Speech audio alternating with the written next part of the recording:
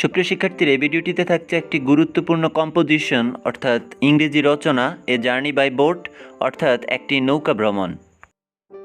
শুরুতেই রচনার হিন্টস অর্থাৎ রচনা সংকেতগুলো দিয়ে দেই। এগুলো তোমার রচনাটি মনে রাখতে সহায়তা করবে, তবে পরীক্ষায় কম্পোজিশনটি লিখতে এই রচনা সংকেতগুলো দেয়া যাবে না।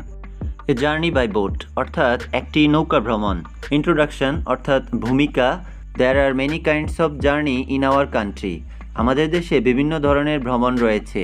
এ journey by boat is more interesting to me than any other journey. যে কোনো ভ্রমণের চেয়ে নৌকা ভ্রমণ আমার কাছে বেশি মজাদার। টাইম অ্যান্ড অকেশন, সময় এবং উপলক্ষ।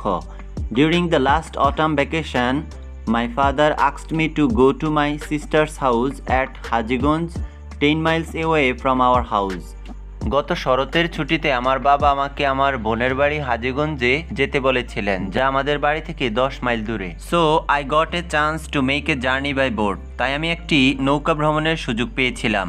2 other friends joined me. আমার আরও 2 বন্ধু আমার সাথে যোগদান করেছিল। ডিসক্রিপশন অফ দ্য জার্নি, ভ্রমণটির বর্ণনা। We hired A fine boat, আমরা একটি সুন্দর নৌকা ভাড়া করেছিলাম। We started our journey from Rampur ঘাট অ্যাট 10 AM.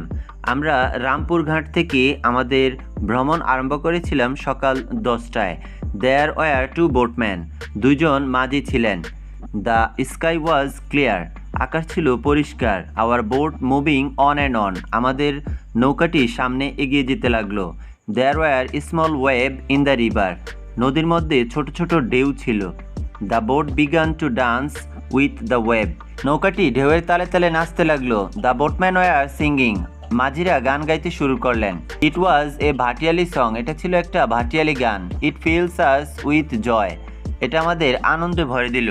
এর পরের প্যারাটির নাম সিনারি এনজয়েড, অর্থাৎ যে দৃশ্যগুলো উপভোগ করেছিলাম। We enjoyed the scenery of the river, আমরা নদীর বিভিন্ন দৃশ্য উপভোগ করেছিলাম। We saw many big and small boat and steamer in the river, আমরা বড় বড় এবং কিছু ছোট ছোট নৌকা ও স্টিমার নদীতে দেখেছিলাম। ফিশারম্যান ওয়ার ক্যাচিং ফিশ, জেলেরা মাছ ধরছিল।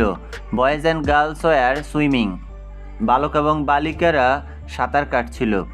Woman were going home with jar filled with water, মহিলারা কাকে কলসি নিয়ে বাড়ি যাচ্ছিল।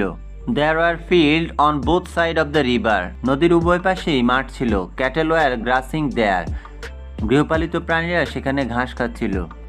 এরপর destination. At about 4 PM we reach the ghat of my sister's house, বিকাল 4টায় আমরা আমার বোনের বাড়ির ঘাটে পৌঁছেছিলাম। My sister was very glad to see us, আমার বোন আমাদেরকে দেখে খুব খুশি হয়েছিলেন। শি রিসিভড আস কর্ডিয়ালি, তিনি আমাদেরকে আন্তরিকতার সাথে গ্রহণ করলেন। Thus our journey come to an end, এভাবেই আমাদের ভ্রমণটি শেষ হয়েছিল। সবশেষে কনক্লুশন অর্থাৎ উপসংহার। It is one of the most memorable journey in my life, এটা ছিল আমার জীবনের একটি স্মরণীয় ভ্রমণ। There was a lot of pleasure in the journey, ভ্রমণের মধ্যে অনেক আনন্দ হয়েছিল। It will remain fresh in the canvas of my mind forever, এটা আমার হৃদয়ের ক্যানভাসে চিরকাল সতেজ হয়ে থাকবে। সুপ্রিয় শিক্ষার্থীরা, তোমাদের লেখার সুবিধার্থে ডিসক্রিপশন বক্সে এই রচনাটি দেয়া থাকবে। ধন্যবাদ সবাইকে, আল্লাহ হাফেজ।